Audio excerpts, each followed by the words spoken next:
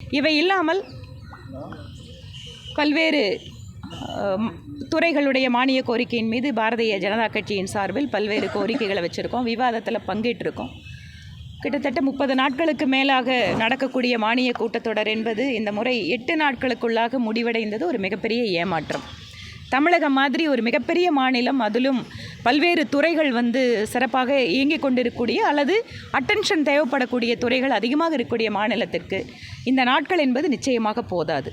இன்னும் ஒரு ஆழமான விவாதம் இருக்க வேண்டும். இன்னும் மக்களுடைய பிரச்சனைகளை எல்லாம் நிறைய பேச வேண்டும் என்றால் இந்த குறுகிய காலம் அப்படிங்கிறது ஒரு மிகப்பெரிய ஏமாற்றமாக எங்களுக்கு இருக்கிறது. ஆனாலும் கூட இடைத்தேர்தலுடைய காரணம் காட்டி எல்லா கட்சி தலைவர்களும் சேர்ந்து எடுத்த முடிவு தான். ஆனால் சட்டப்பேரவை கூட்டத்தொடரின் போது சமீபத்திலே திராவிட முன்னேற்றக் கழகத்தினுடைய கூட்டணி இண்டி கூட்டணி பெற்ற வெற்றி தொடர்பாக பாராட்டு, அதற்கென்று அவர்கள் பேசுகின்ற நேரம் அதிகமாக இருந்ததே தவிர மக்களுடைய பிரச்சனைகளுக்கான நேரம் என்பது மிக குறைவாகத்தான் நாங்கள் பார்த்தோம். அதுலேயும் குறிப்பாக எங்களை மாதிரி எதிர்க்கட்சிகளை சார்ந்தவர்கள் பேசுகின்ற பொழுது அதிகமான குறுக்கீடுகள். அதுக்கப்புறம் என்ன ஒரு மிகப்பெரிய ஒரு வேதனையான விஷயம் அப்படின்னா, நான் தொகுதி தொடர்பாக முழுமையாக பேசினதோ அல்லது தமிழக அரசு எந்தெந்த துறைகளில் மெட்ரோவுக்கோ மற்றதுக்கோ நாங்கள் எடுத்து வச்ச வாதம் என்பது அஃப்கோர்ஸ் பத்திரிகையாளர்கள் அங்கே நேரடியாக கேட்டுக்க முடியுமே தவிர அதற்கான வீடியோவை கூட சட்டப்பேரவை அலுவலகம் கொடுக்க மாட்டேங்குது. இது தொடர்பாக நேரடியாக பேரவை தலைவரிடம் நான் கோரிக்கை வைக்கிறேன், நாங்கள் பேசின வீடியோவை முழுசாக கொடுங்கன்னு. ஆனால் ஒட்டி வெட்டின்னா அந்த எடிட்டிங் அவ்வளோ பிரமாதமாக பண்ணுறாங்க. நாங்கள் பேசுகிறதுல பதில் கொடுக்கறத அதிகமாக வீடியோ கொடுக்குறாங்களே தவிர நாங்கள் பேசின வீடியோவும் கொடுக்க மாட்டாங்க. என்ன இன்னும் ரொம்ப ஒரு சோகம்னா, தொகுதி மக்களுக்கு நாங்கள் பேசுகிற விஷயத்தை எடுத்துக்கொண்டு தொகுதி மக்களுக்கு கொடுக்குற கூட வீடியோ இருக்கிறது இல்லை. அதனால் உங்களுக்கெல்லாம் திருப்பி நாங்கள் என்ன பேசணும்னு சொல்ல வேண்டியதாக இருக்குது. இந்த மாதிரி முழுக்க ஒரு ஜனநாயகத்தன்மையோடு இயங்காத ஒரு சட்டப்பேரவையாக எங்களுக்கு இருக்குது. ரொம்ப ஒரு சவாலான ஒரு சூழலாக தான் இருக்குது அங்கே நாங்கள் பேசுகிறதும் பதில்களை வாங்குறதும். இன்று காலையில் கோத்தகிரி சாலையில் இந்தியா ஒழிக, அதுக்கப்புறம் நீட்டு தேர்வுக்கு ஆதரவாக இருக்கக்கூடிய இந்த மத்தியத்திலிருந்து நாங்கள் வெளியேறணும் அப்படிங்கிற மாதிரி பிரிவினையை தூண்டக்கூடிய, அதுலேயும் பார்த்தீங்கன்னா பக்காவாக அதை ஒரு ஒரு ஒரு ஒரு பிரிண்டிங் பிளாக்கை ரெடி பண்ணி அதை இன்றைக்கி சாலைகளில் அதை பார்த்தோம். நம்ம நிறைய ஊடகங்கள் இன்றைக்கி அதை பகிர்ந்துட்டுருக்காங்க. தமிழக அரசு இந்த மாதிரி சக்திகளின் பின்னால் இருக்கிறது அப்படிங்கிற சந்தேகம் இந்த மாதிரி ஆர்கனைஸ்டாக பண்ணக்கூடிய விஷயமாக இதை நாங்கள் பார்க்குறோம்.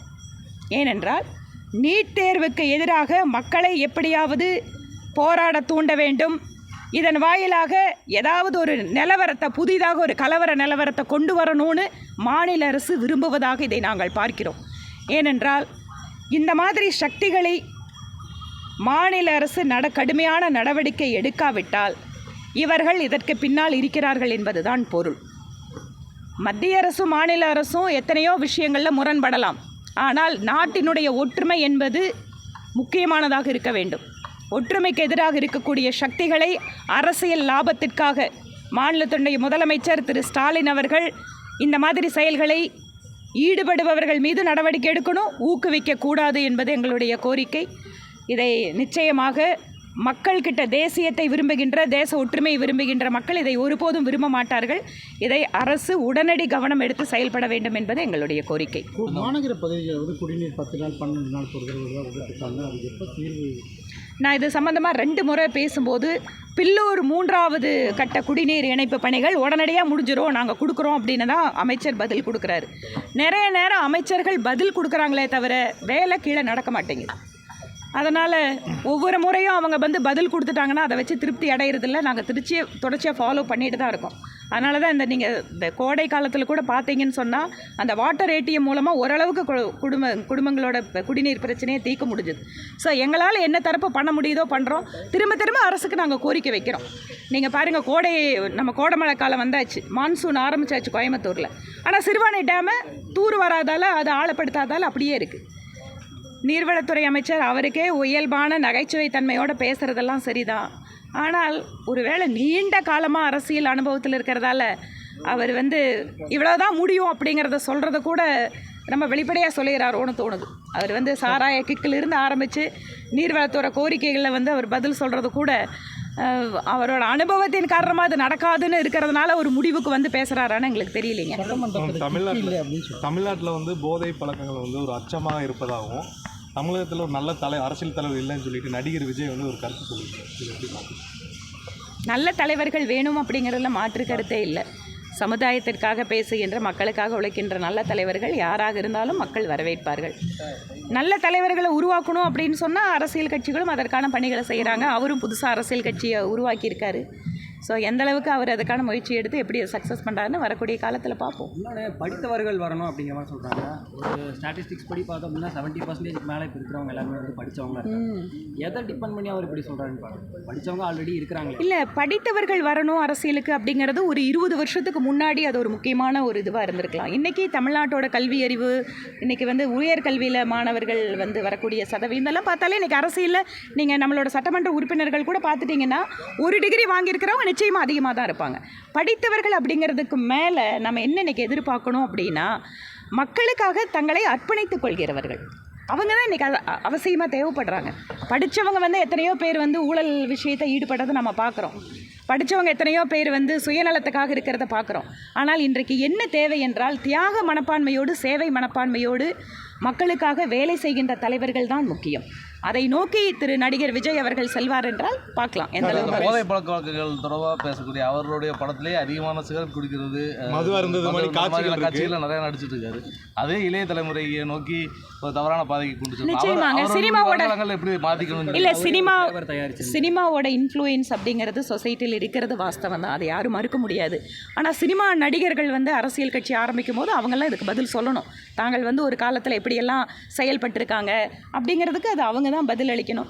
அரசியல் தலைவராக மாறினதுக்கு அப்புறம் அவங்களோட செயல்பாடுகள் எப்படி இருக்குங்கிறத நம்ம மக்கள் பார்ப்போம். புதிய சட்டம் அறிமுகம் எப்படி பார்க்குறீங்க? மதுவிலக்குக்கா? இல்லை, இது சிஆர்பிசி, ஐபிசி. அதாவது 3 கிரிமினல் சட்டங்கள் புதிதாக மத்திய அரசு அறிமுகப்படுத்துகிறாங்க. இன்னையிலிருந்து அது அமலுக்கு வருகிறது. நீண்ட நெடுங்காலமாக ஒரு குறிப்பிட்ட பேர் அந்த சட்டம் அப்படிங்கிறது நம்மளுக்கு மனசில் பதிஞ்சிடுச்சு.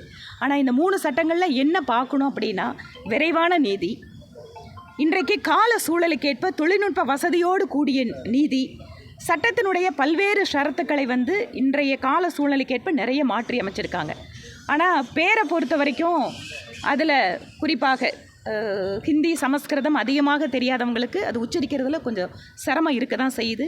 இது தொடர்பாக எங்களோட கருத்துக்களை நாங்கள் வந்து மத்திய தலைமையிட்ட தெரிவிச்சிருக்கோம். மாநிலத்தில் வந்து புதிய சட்டத்திருத்தத்தில் மாநிலத்தினுடைய சில உரிமைகள் பறிக்கப்படுவதாக சொல்லி வழக்கறிஞர்கள்லாம் சொல்லிட்டு இருக்கிறாங்க.